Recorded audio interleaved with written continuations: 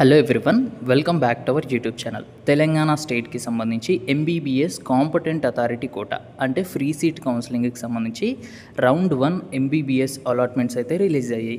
So ప్రతి ఒక్క student కూడాను మీకు సీట్ వచ్చిందా రాలేదా అని ఏ విధంగా చెక్ చేసుకోవాలి అనేది ఈ వీడియోలో ఎక్స్ప్లెయిన్ చేస్తాను.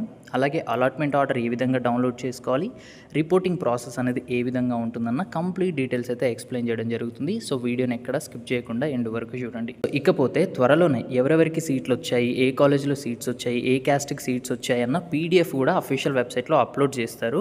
నేను వీడియో రికార్డ్ చేసే టైంకి ఇంకా అప్లోడ్ చేయలేదు. అప్లోడ్ చేయగానే అది కూడా మీతోనైతే షేర్ చేస్తాను. బట్ ఎవరైతే స్టూడెంట్స్ రౌండ్ 1 ఎంబీబీఎస్లో వెబ్ ఆప్షన్స్ ఇచ్చారో ప్రతి ఒక్కరు కూడాను మీకు సీట్ వచ్చిందా లేదా అనేది ఈ విధంగా అయితే మీరు చెక్ చేసుకోవచ్చు. సో మొదటగా tsmedadm.tschheat.in అనే వెబ్సైట్ని ఓపెన్ చేయండి. సో ఇంతకుముందు వెబ్ ఆప్షన్స్ ఇచ్చాం కదా, సేమ్ వెబ్సైట్ అనమాట. ఓపెన్ చేసినట్లయితే మొదటగా మీరు సీట్ వచ్చిందా రాలేదా అనేది చెక్ చేసుకోకముందే ఇక్కడ left side application print, download receipt of certificates అనే 2 ఆప్షన్స్ ఉన్నాయి కదా. సో ఆ 2 ఆప్షన్స్ మీద క్లిక్ చేయండి. దాంట్లో డీటెయిల్స్ ఎంటర్ చేశాక అవైతే డౌన్లోడ్ అవుతాయి. డౌన్లోడ్ చేసి పెట్టండి. అంటే అప్లికేషన్ ప్రింట్ అనేది ఒక పీడిఎఫ్ డౌన్లోడ్ అవుతుంది, అలాగే రిసిప్ట్ ఆఫ్ సర్టిఫికేట్స్ అనేది ఒక పీడిఎఫ్ అయితే డౌన్లోడ్ అవుతుంది. సో ఇవి 2 డౌన్లోడ్ చేసి పెట్టండి. అంటే మీరు ఎప్పుడైనా డౌన్లోడ్ చేయొచ్చు, బట్ ఇప్పుడు ఆప్షన్ అవైలబుల్గా ఉంది కాబట్టి డౌన్లోడ్ చేసి అయితే పెట్టండి. అండ్ నెక్స్ట్ వన్ వచ్చేసి మీకు సీట్ వచ్చిందా రాలేదా అనేది చెక్ చేసుకోవడం కోసం ఇక్కడ రైట్ కార్నర్లో వెబ్ అలాట్మెంట్ స్పేస్ 1 అని ఉంది కదా, దాన్ని క్లిక్ చేయండి. దాన్ని క్లిక్ చేసినట్లయితే నెక్స్ట్ పేజ్ ఈ విధంగా ఓపెన్ అవుతుంది. ఇక్కడ స్టూడెంట్ డౌన్లోడ్ ప్రొవిజనల్ అలాట్మెంట్ అని ఉంది కదా, దీన్ని క్లిక్ చేయండి. క్లిక్ చేసినట్లయితే కొన్ని ఇన్స్ట్రక్షన్స్ అయితే కనిపిస్తుంది. సో అంటే మనకు ఒకవేళ సీట్ అలాట్మెంట్ అయితే పేమెంట్ ఎలా చేయాలి, ఎంత పేమెంట్ చేయాలి అనేది ఉంటుంది. సో బాటంలో click here to pay online using debit credit అనే ఆప్షన్ ఉంది కదా, దాన్ని క్లిక్ చేయండి. సో మీరు ముందే అమౌంట్ అయితే పే చేయాల్సిన అవసరం లేదు. మీకు సీట్ వచ్చి ఆ సీట్లో మీరు జాయిన్ అవ్వాలి అని అనుకుంటేనే అమౌంట్ అనేది పే చేయాలి.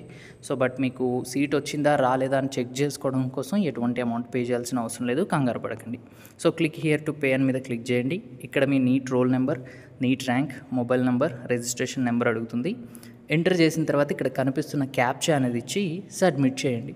ఒకవేళ మీకు సీట్ అలాట్మెంట్ అయ్యింది అనుకోండి, అక్కడ అలాట్ అయిన డీటెయిల్స్ చూపిస్తుంది, అలాగే డౌన్లోడ్ అలాట్మెంట్ ఆర్డర్ అనే ఆప్షన్ కూడా చూపిస్తుంది.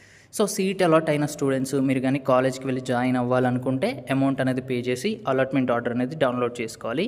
సో ఇక్కడ మీరు 12,000 రూపీస్ అనేది ఇక్కడే పే చేయాలి. ఇక్కడ పే చేసి ఆ అలాట్మెంట్ ఆర్డర్తో పాటుగా ఒరిజినల్ సర్టిఫికేట్స్ తీసుకెళ్ళి మీకు అలాట్ అయిన కాలేజ్లో సబ్మిట్ చేసి రిపోర్టింగ్ ప్రొసీజర్ అనేది కంప్లీట్ చేయాల్సి ఉంటుంది.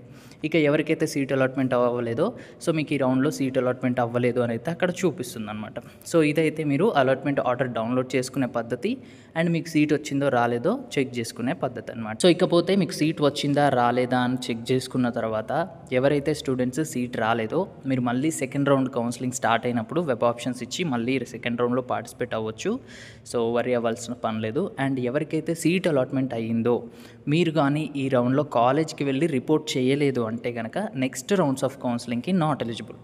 సో ఇది మెయిన్ పాయింట్ అనమాట. ఇకపోతే మీకు సీట్ వచ్చింది, కాలేజ్కి వెళ్ళి రిపోర్ట్ చేశారనుకోండి, కావాలంటే మీరు నెక్స్ట్ రౌండ్లో వేరే కాలేజ్ కోసం అప్గ్రేడేషన్ కోసమో స్లైడింగ్ కోసమో మళ్ళీ వెబ్ ఆప్షన్స్ కూడా పెట్టుకోవచ్చు. ఇది ఒక ఆప్షన్ అనమాట.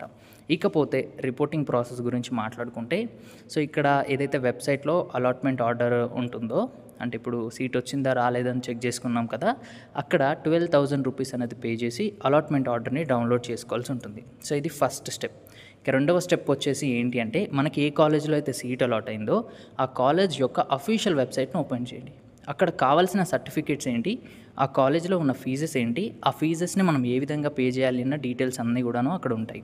సో అవి చెక్ చేసుకున్న తర్వాత మీ ఒరిజినల్ డాక్యుమెంట్స్ అన్నీ కూడాను మీరు ఆన్లైన్ అప్లికేషన్ చేసేటప్పుడు ఏ అయితే అప్లోడ్ చేశారో అవన్నీ కూడా తీసుకెళ్ళి అక్టోబర్ 3 ఈవినింగ్ 4 PM కాలేజ్కి వెళ్ళి ఫీజు పే చేసి డాక్యుమెంట్స్ అనేది సబ్మిట్ చేసి రిపోర్టింగ్ ప్రాసెస్ అనేది కంప్లీట్ చేయాలి.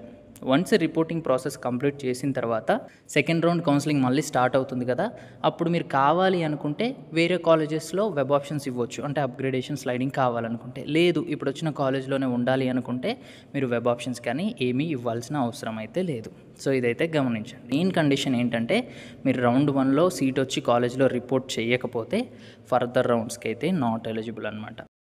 సో ఇక్కడ కొంతమంది స్టూడెంట్స్కి అయితే ఒక డౌట్ ఉంటుంది. రౌండ్ 1లో నాకు ప్రైవేట్ కాలేజ్లో ఫ్రీ సీట్ వచ్చింది. అమౌంట్ అనేది పే చేశాను. రిపోర్టింగ్ ప్రాసెస్ అనేది కంప్లీట్ చేశాను.